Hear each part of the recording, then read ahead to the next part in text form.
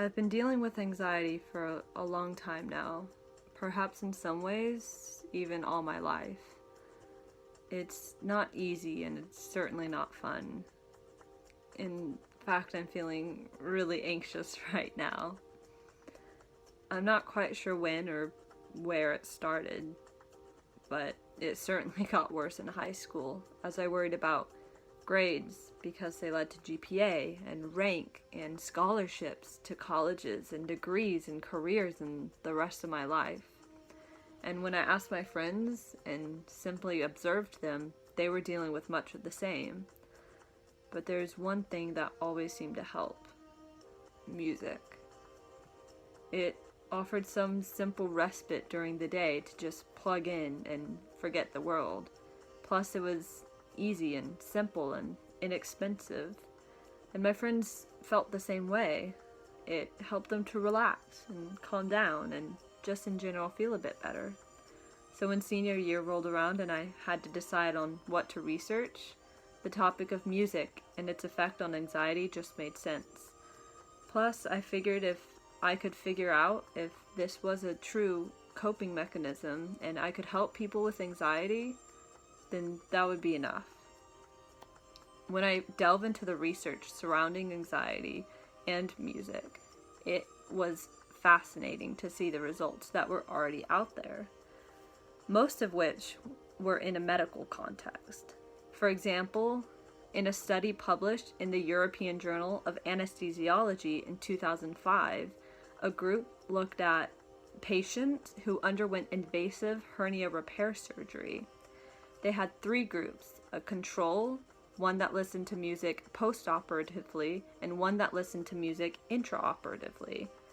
They found that the groups that listened to music had a greater reduction in the stress hormone cortisol, which has such negative effects as inhibiting the immune system response. So the reduction in cortisol is certainly a good thing. Perhaps more interesting, though, is that the groups that listened to music required less morphine, meaning they were in physically less pain just by listening to music. Perhaps the largest study I found was by Drs. Kemper and Danhauer, which was a compilation of almost 100 studies on music and its effects in a medical context. They looked at infants all the way to end-of-life care, which I thought was interesting to see. They concluded that music directly affected patients of all types positively, physiologically, psychologically, and socio-emotionally, as well as indirectly as nurses, surgeons, other staff, and even visitors such as parents had positive effects from music being played. In different situations, though, of course. Concerning music and education, there wasn't much research done on anxiety specifically. Most of it only looked at how music affected performance. The studies were also contradictory. Some saying it helped, others saying it hindered, and some saying it had no effect at all. The most probable reason for this is just the sheer number of variables involving music and educational environments. One study, titled "The Impact of Listening to Music on Cognitive Performance," looked at how intensity and volume affected students' performance on tests when listening to music. They found that students performed best in silence and the worst with loud, high-intensity music. However, the author did admit that certain types of music may, and I quote, "provide a soothing environment that puts students at ease, facilitating cognitive processing." However, even with all this research, there is basically nothing on teenagers exclusively, and nothing concrete on if music can help lower anxiety in schools or on an individualistic basis. So that's exactly what I decided to look at. Now, I designed my study to mimic a situation that would cause a lot of anxiety in schools: tests. I made a series of 3 tests, which had 2 parts each. The first part was a reading comprehension portion taken from the 2016 practice SAT. The second was a randomly generated set of math problems from the 4 basic functions. The first test would be taken in silence, and the next two would be taken with two different types of music. I would ask questions in between. I took pulse as a biological indication of anxiety, and this is the data set that I tend to rely on more because it is less prone to personal biases. However, I also had participants self-report their anxiety using a 5-point Likert scale, ranging from very calm to very anxious. I also asked questions about how much they liked the music because I was curious to see how anxiety would factor into personal preference.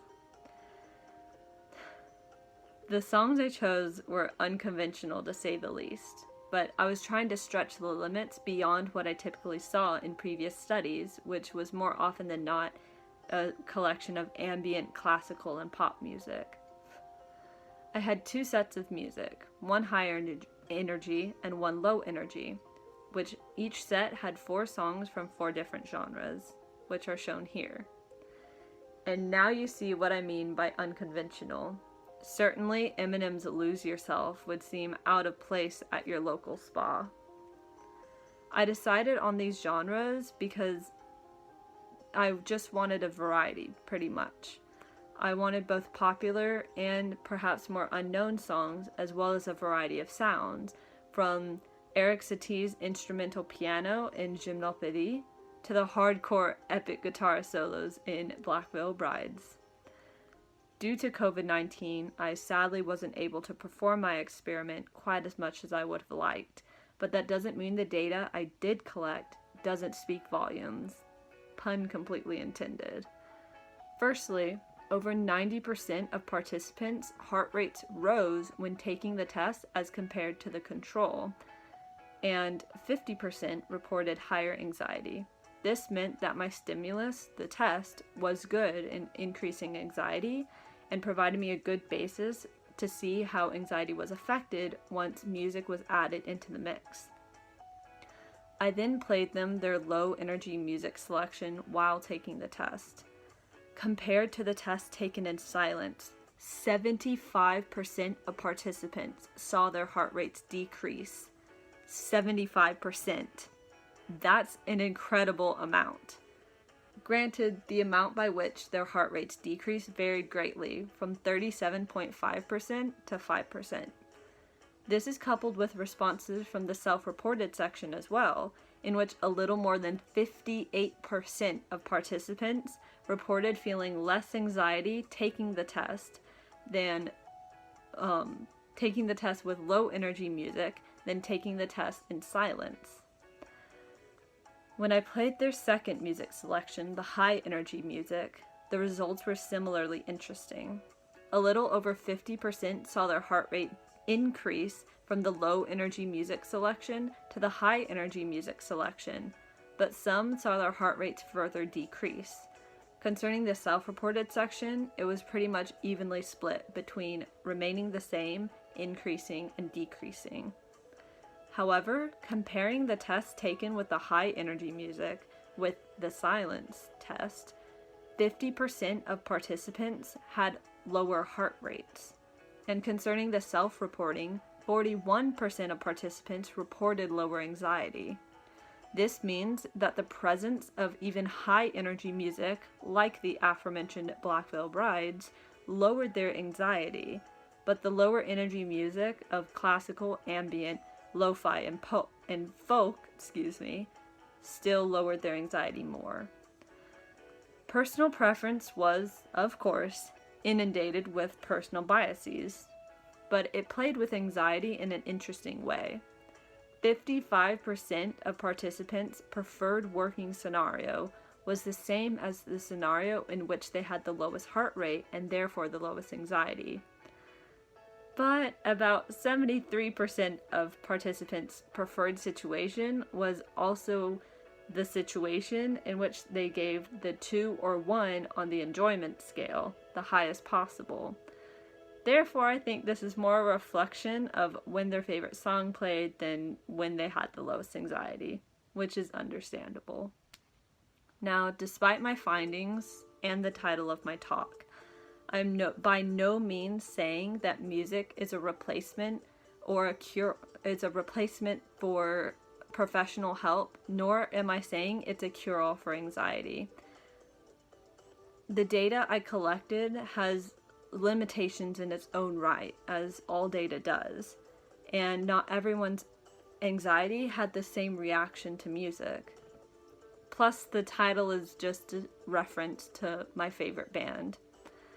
But music, I consider music to be a small solution for everyday anxiety and stress, comparable perhaps to taking an Advil for a headache.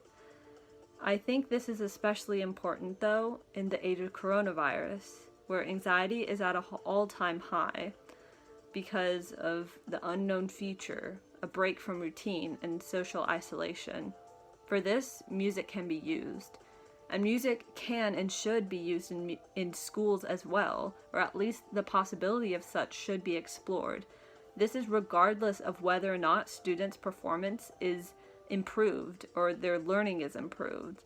The possibility of music in the classroom should be explored regardless, because just for the sake of lowering students' anxiety, plus for the mental health and physical health implications. When conducting my experiment, one of the last questions I asked was if participants already listened to music when in a stressful or unpleasant situation.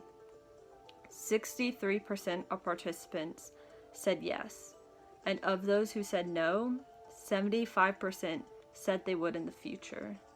For me, I would be among those who said yes. I listen to music when I study pretty much every time. In fact, I listen to music when editing and writing this very TED Talk. It's why I have music playing in the background right now. It's why if you walk into a typical high school, you'll see students with headphones in all over the place. Because whether consciously or not, music helps. And maybe the power of music can help you too. Thank you.